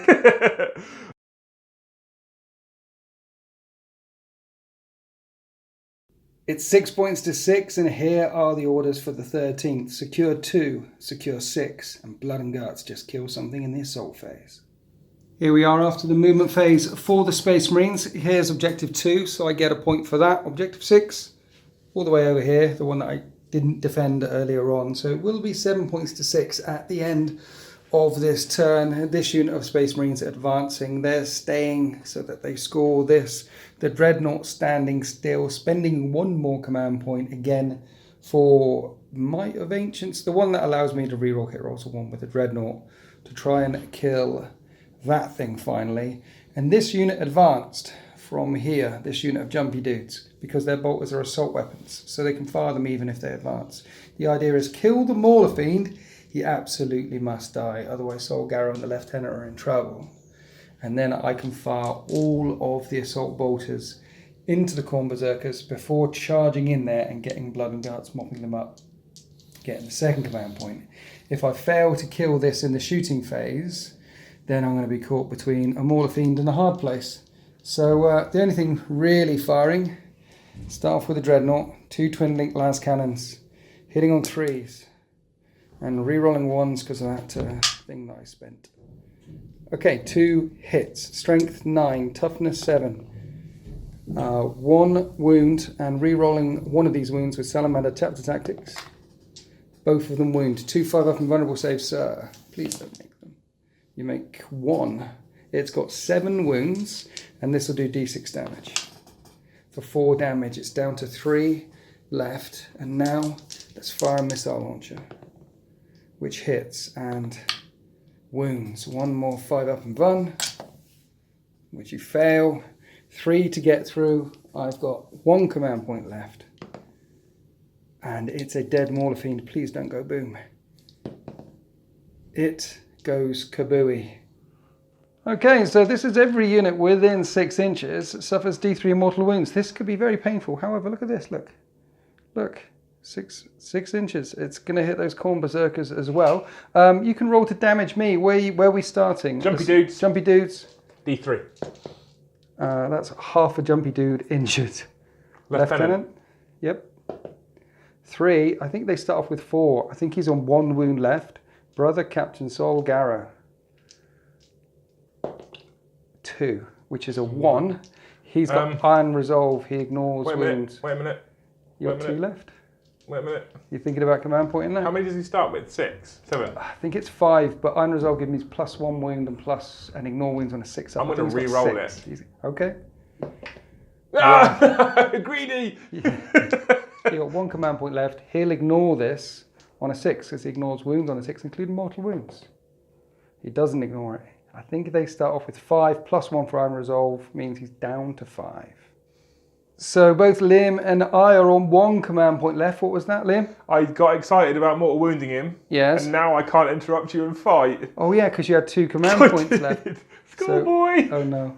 And now I do D3 mortal wounds on your Khorne Berserkers. And I know what you're like at the moment. And I won't get greedy because that rolled off the table. Tension, it's tension. I get 1 mortal wound. Okay. Just hurting one of them. Right now the Mauler Fiend's gone. The jumpy dude's shooting in at this unit of Khorne Berserkers here with their assault bolters. Because I advanced, I'm gonna be hitting on 4s. And re-rolling one of those because of the Sally's thing. That didn't work this time. Out of 30 shots, got 14 hits there. Strength 5, winning on 3s. And re-rolling one of these as well. Whoa. 13 wounds, my friend, at -1. 13 4-up saves. This could be game over, It could be game over. Yeah, good luck. Ooh. That's No. No. How many? That many. That's 7. How many are there? There was 9. That's You 1 killed 1 with a mortal wound. left. Oh dear. And that's the end of the shooting phase, and then we charge. A crack grenade thrown on Overwatch on the way in explodes harmlessly behind these 2 heroes. Then Brothers Captain Solgarrow raises the burning blade and strikes, hitting on 2s, re-rolling 1s. And this is strength +2, so he's wounding on 3s. He's re-rolling 1s because there's a lieutenant next to him, and he re-rolls another dice because of Salamander Chapter Tactics. Anyway, that is 2 wounds at AP -5. This Khorne Berserker falls. What you got dice in your hand for? It's AP -5. He doesn't have Invan. No, but if he did. And that's blood and guts. And with that, that's the end of my turn 4. I get 1 point for blood and guts and 1 point for securing objective 2 over there, making it 8 points to 6. However, the Eternal Slaughter have defended that objective, that Rhino Saturn 1, making it 8 points to 8 as we head into turn 5. But more importantly, all Liam has left on the battle grid is 2 Rhinos and 2 traitorous champions of the Dark Gods. Meanwhile, this sortie from Brother Captain Solgarrow to take these new Primaris Marines and show them the Salamander tactics seems to be working a treat. So it's 8 points to 8. Let's go on to turn 5.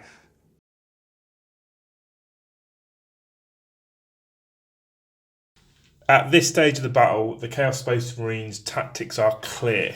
We just need to slay this hero of the Imperium. We just need to destroy Solgarrow. So I got Rise to Glory, basically kill a character, vehicle, or monster. I mean character, because it goes hand in hand with Kingslayer and Warlord. And Ares and I, well, that's a free D3 victory points, because currently he's got no one within 12 inches of the centre of the board. Thanks for calling Solgarrow a hero. Hero of the Imperium, you said that. Well, I think in many people who watch YouTube's eyes, he's probably a hero. Yes, I definitely. Yeah. He's a hero to me. You're my hero. Cool, let's go and have a look what's going to happen. And this is one of the quickest movement phases in history, I think. The Exalted Champion jumped down. The Dark Apostle jumped down. The Exalted Champion got out the back of the Rhino and came running towards. Those Champions of Chaos have one target and one target only, and that is Brother Captain Solgarrow. And I'll be honest with you, what I'm hoping happens at this stage is that one of them kills him in brutal combat. I spend a command point for Boon of Chaos and turns into a Demon Prince, because that would be cool. That's what I'm saving that 1 command point for. The 2 Rhinos have backed off. Basically, if you look at roughly the line, you'll see that they are hiding essentially behind that generator from that Dreadnought because of his ranged last cannon. The Melters probably won't get in range anytime soon. The Jumpy Dudes, yeah, they could strip wounds off, but they're, dare I say it, unlikely to destroy one. The targets are to take those heroes out, score loads of points, and hide Rhinos. Do you know what I think? I really like this. You've had Kingslayer in your hand since turn 1. I know. And it looks like to me that you've pushed my forces and corralled them, and then come back, kill the Warlord, get out of here. And if you do, it's worth so many points. So many points. However, to my mind, it looks, another way of spinning the narrative is, I drew you into this space and picked apart the rest of your army, and now you're exactly where I want you to be. No, we're going to edit that second part out. We're not going to keep that part in. Okay, shooting phase. This Rhino, he is nearest to Brother Captain Solgaro. 4 shots, hitting on 3s. We only missed once, wounding on 4s. You have, sir, 1 armour save. Save. A bolt pistol from the champion. I'd love to spend a single command point for demon shells. Yes. I'm not going to do it because I want to be a demon prince. Okay. Hitting on 3s. Missed. Of course he does, corn. Finally, the Exalted Champion. He levels that legendary combi melter. Yes. If you don't know what I'm talking about, watch deployments on .tv because he's killed a lot of stuff with that combi melter. Oh no, not that guy. He hits on 3s. That's a miss, and I don't get to re-roll without the command point, which I'm saving because I want to be a demon prince, or do I? You don't want to roll. He did take out a Carnivex in Overwatch. He did. And other things in Overwatch. I'm assuming that shield on him is a storm shield. It's a 3-up invulnerable save. Yeah, we're not going to do it. We're going to leave it for now. We're going to go for the demon boon, I think. Screw it. Charge. Both of them. Charge and Solgaro. Charge. Which one first? The Dark Apostle. He's got 4 invulnerable Grenade. Re-rolling because of salamanders. Both of them, you say? Yeah. And then grenade. Re-rolling because of salamanders. No, you're in. Cool. Charges for, I mean, they're both in. The Dark Apostle has 4. The Exalted Champion has 8. I am relying on the bravery of Solgaro here. Yes. Okay, so I was looking at it. I've got, between the two of them, I've got 9 attacks. They're power mauls, right? So they are strength +2, AP -1, 1 damage. I haven't got any multiple damage attacks because I didn't take the Black Mace or any of that good stuff, which maybe in hindsight I should have done. He's got 5 wounds left because I failed to wound you with the melter or any bolt guns, and you've got a 3-up invulnerable save. And the Rise to Glory requires me just to kill a character. So. And he hasn't gone in Vun, and he's got 1 wound left. So the Exalted Champion is going to fight the Lieutenant with all of his attacks. Right, okay. I think. Yes. Because you worked out there's a total of 9 wounds that you could dish out. So even if you put all 9 wounds on Solgaro, actually, I've still got a 3-up invulnerable save, and I'd have to fail. We're going to swap it round. What? The Dark Apostle's going to fight the Lieutenant. He's got less attacks. Oh, okay. And you've only got 1 wound left, right, with no invulnerable save. No invulnerable save, not a Lieutenant. So the Exalted Champion will fight Solgaro because he's got 5 attacks. Okay, he's going to have a very bad time. Yeah, okay. So 4 attacks from the Dark Apostle on the Lieutenant, hitting on 2s. With rerolls, because I'm a Dark Apostle. And Death to the False Emperor. That's pretty good. So there you go. So there's 5 attacks, or 5 hits I should say. Now strength 6 means I win on 3s. With rerolls, because the Exalted Champion is a thing. So that's 5 wounds at AP -1. So 5 4-up saves, 1 wound left. He's dead. And I'm going to spend my last command point now. Okay. Because I think it's a command point. I hope it is, let's check. So I use this to the end of the fight phase, so I'll do it in a minute. Do it now. Do it now? Do it now. But then I could kill you with the Exalted Champion. I could use it on him instead. Okay, yeah, do it at the end of the fight. But then I require me to hit all 5 times, wound all 5 times, and you to fail all 5 saves. Yeah. Hitting on 2s. Rerolls for the Dark Apostle. There we go, we hit 5 times. So the first part's done. No Death to the False Emperor then. Wounding on 3s. With rerolls because I'm in range of myself. Oh! AP -1. 3-up invulnerable save. Storm Shield held firm. And 2 managed to sneak through. On 6s, I ignore this wounds with Iron Resolve. And I ignore 1 of them, he will not bend. So 4 wounds remaining, and I'm going to use Chaos Boon. And what do I roll? I roll 2d6. Yeah. So, boxcars. 3? Uh-oh. What's 3? I add 6 inches to the range of his ranged weapons, which is his combi melter.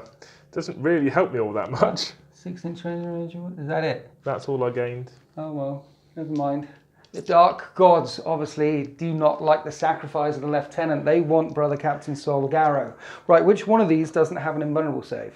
The Exalted Champion doesn't have an invulnerable save. Let's hit him with I thought the you burning might. blade. Everything hits. Strength +2, so wounds on 3s.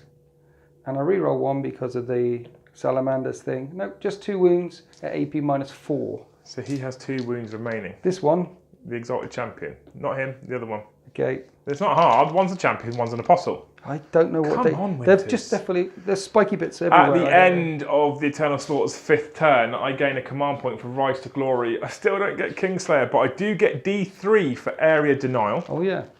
Oh no. For 3, so that puts me 4 points in the lead. It's 12 points to 8. It's 12 points to 8, moving into the 13th, 5th, and possibly last turn.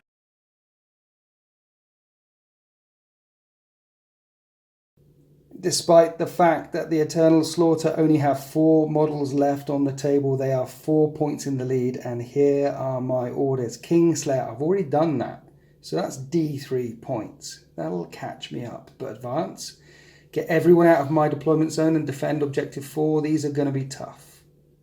Here we are after the Space Marines movement phase. The Dreadnought has advanced outside of my deployment zone for that extra point, and the Jumpy Dudes making their way up the table, but despite orders from High Command, Brother Captain Solgarrow is not advancing outside of the deployment zone. I could move him up there and then get a point, which means I'll be 3 points behind, and get D3 points for Kingslayer, which is kill the Warlord in this or any other turn.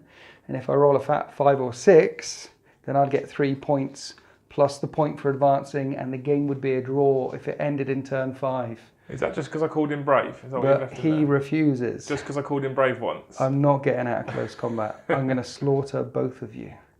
You traitorous scum, you deserve to die. So basically these guys can't fire. I'm out of range, out of line of sight. I can put Jumpy Dude shots into the Rhino. Let's do that, actually. And 4 wounds were stripped off of that Rhino. Now we're into the assault phase. Brother Captain Solgarrow is going to hit the one without any armour. He didn't bring any armour to a fight. So 2s to hit, and re-rolling 1s. And that's 4 hits, strength 6. And re-rolling 1 of these because of salamanders. And that's 2 wounds at AP -5. He gets taken out. And now your guy with the Mace of Doom can strike me back again. How many attacks does he have? There's 3 attacks. Yeah, all hit. 2s, okay. 2 wounds. 2 wounds. Yeah. 2 3-up and bonus. I make them both, and that is the end of turn 5. It's as simple as that. So D3 victory points, Mr. Winters. It's 12 points to 8. I get D3 points for Kingslayer. For 2 points, it's 10 points to 12. The Space Marines are losing. You have 3 models left, and the player who went first rolls a dice. On a 1-2, the game ends, and you win. I know. I know. Let's see if the Dark Gods are with you, my friend. Oh, no. Let's go on to turn 6. No. No, no, no.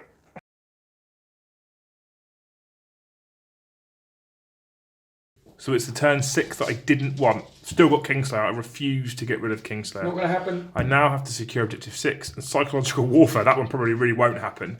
Make you fail a morale check. As we pan over to this. You're right next to 12 6, points though. to 10. It's turn 6 now. What's this? Come on. You've still got a command point left as well. Interesting. I was keeping it for the invulnerable save on the Storm Shield. So we're 2 points ahead. That's it. I lied to you last turn. That was the quickest movement phase ever. Right, really simple. Dreadnought. Moves on to Objective... Dreadnought. Rhino. It's like a Dreadnought, but not. Moves on to Objective 6. Kept out a line of sight of said Dreadnought. And has now secured Objective 6 for me. That's another VP. That puts me 3 in the lead. This Rhino, he's only got 6 wounds remaining. I could have driven back there as well. I could have got Dark Apostle in. No. Let's charge Solgarrow. 2d6. Yep, we're in. 8. Spiked I feel like vehicles should get like a mortal wound on the charge or something. Did you hear about Khan at Ispan 3 where they found him on the spiked on the front of a fell blade? Yeah. Oh no, it's Khan. And they weren't happy that they found him either. But I think anyway. So charging units first. Rhino, 3 attacks. Hitting on 6s. That was a waste of time. Spiked ram missed me. I get to reroll all failed to hit rolls for Legion models within 6 inches of Dark Apostle. Do you? That doesn't help. Yeah, it should do mortal wounds or something. Some of the Orc vehicles do that when you go charging. Yeah, Dark Apostle with his mace. Ain't gonna happen. That's cocked. Bit cocked. They all hit anyway. Strength 6 of 3s. One wound. You failed. Just 1 damage. Yeah. 6 up. No, Down that to puts you on 3 3 left. Since I only do 3 attacks a turn, it means I could maybe kill you in turn 7. Can I strike you back? No. 2s and 3s and re-rolling one of them. 1 wound. 4 up the vulnerable save, which I fail. How many does he start off with? 4. So they're both down to 3 each as they're locked in Mortal Kombat. I score a victory point for secure objective 6. That puts me on 13. You're on 8. We're going to move into Space Marines. 10. I'm on 10 now. 13, 10. I got 2 for the thing. Of course, 10. Yeah, okay. We're still going to move into Space Marines turn 6. Thanks.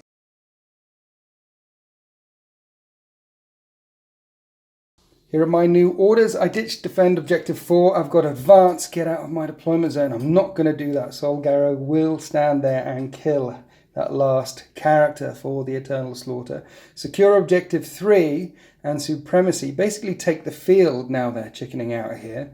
Any 3 objective, and that's worth D3 points. And remember, there's only 3 points in it. Here we are after the movement phase for the 13th. And there's objective 3, which means there's only 2 points in it. And this unit of jumpy dudes jumped back to that one. The unit that were there jumped up there. And that's 3 objectives. And that'll be D3 points for supremacy. It's as close can be. There's no shooting? No shooting. Unless you've got a pistol on Solgaro. Well, I thought about breaking out of combat with the Rhino so the Dreadnought can shoot at you. I haven't got a pistol on Solgaro because he swapped the pistol for the thingy bob and the thing for the thingy bob. Okay, cool. So he's as long as we're clear on that. He's just got a grenade. So no shooting. I just need to kill you in close combat. So let's do that now. 2s to hit, re-rolling 1s because I'm a captain. And 3s to wound. And re-rolling 1 of them. His sword arm's getting tired. And it doesn't Very tired. Look at all those ones. I've got like 17 ones. I'm going to hit you 3 times. So Solgaro failed to hit you. You hit me 3 times. I'm going to wound you twice, I reckon. Twice. You wound me twice. And you're going to fail a save. 2, 3 up and guns. And I fail a save. The Chaos Gods willed it. Had a 6 up. And resolve. No. He goes down to 2 wounds left. And now you roll a dice. Well, first up, we need to find out how many points I've got for supremacy. Which one do you want to do first? The dice for the end of the game or the dice for supremacy? Well, we find out the dice for the end of the turn and then we roll for the end of the game. So, 1 point for securing that one. Yep. D3 points for supremacy. Let's see how many I get. 3 points, which means I'm now 1 point in the lead. I've got 4 points this turn. And the player who went second rolls a dice. Yeah. And a 1, 2, 3, it ends. You won. Last turn, you won. Yeah. If I win this turn, that would seem unjust to Chaos players out there, but perfect justice for the light of the Imperium. I haven't. And we're going to go on to turn 7, and you haven't what? Attacked my Rhino. Oh, okay, yeah, because that's important. It could be. You haven't seen how bad he doesn't hit. Yeah, okay, that was a waste of your time and mine. Okay. So the Rhino does no damage as it revs into Brother Captain Solgaro. The Space Marines are 1 point in the lead. We go to turn 7.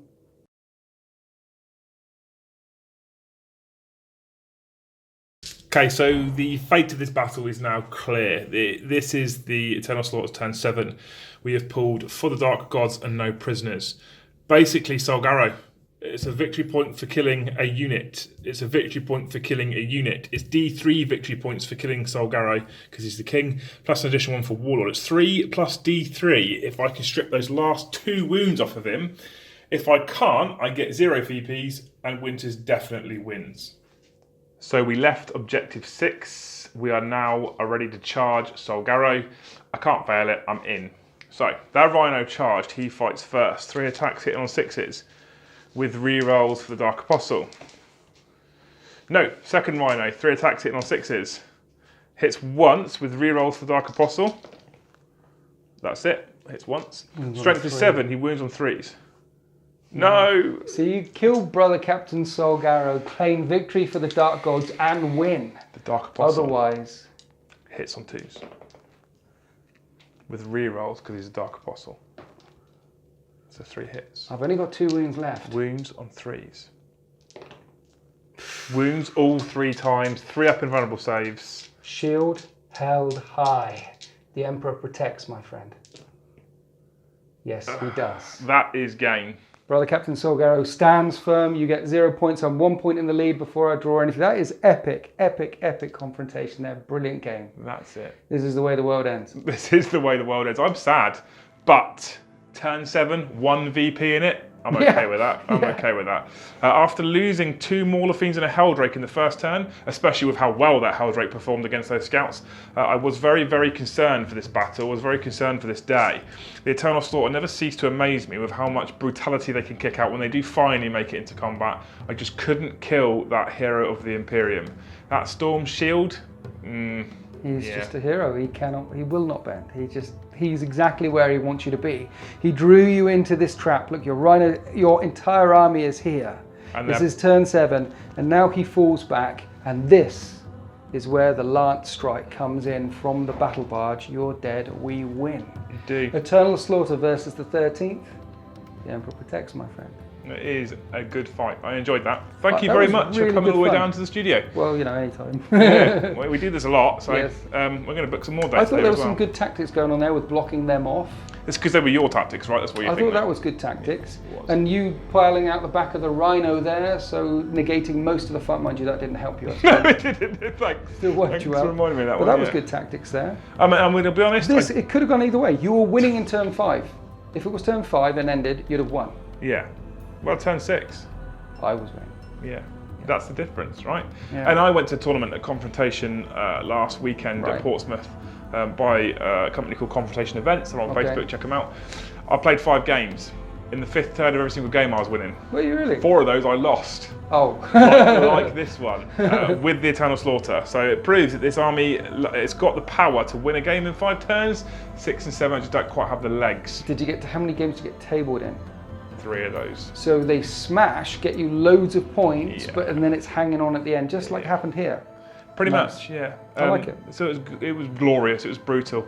It was good fun, it's a lot of fun. It's been a long time since we put a battle report on Warhammer. And now we've got the studio and things are starting to settle down with Deployment Zone. Hopefully we'll be bringing a few more to the channel as well, especially if I can convince this man to come down, because it's just easy and fun to film with him. So thank you very much. No, thank you. You see the t-shirt right there. Check out deploymentzone.tv. The web address will be on the screen. It'll be in the description below. We're starting to push it a little bit harder now because it's going strong. And there is a bucket load of content on there now.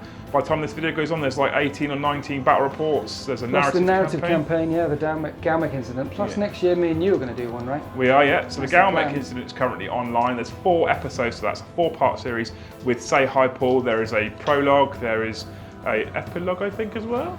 I wrote it, but I'm so... no, it isn't on there yet. Right, okay. It might be on there. Pressure. There's good stuff. There's DZHQs. DZHQs are what more Winters used to be, where we used to sit and chat for ages. We've now put them on deploymentzone.tv. There's Winters top tips. There's going to be tutorials going online.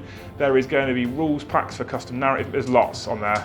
How are the rules packs coming on? They'll be on very soon. Nice, good. Really, really soon. Good. There's a little video to do with that anyway. So what will happen is eventually there'll be a video on the website, click that video, and you'll have loads of access to custom rule missions that have been on the channel. So amazing, so check them out. Big thank you to GameMat.eu for the battle mat and the scenery. Thank you to the XLC for this stuff, which is Desecration City. They've not long finished their Kickstarter, so that should be live for general sale very, very, very soon, which is what you're doing.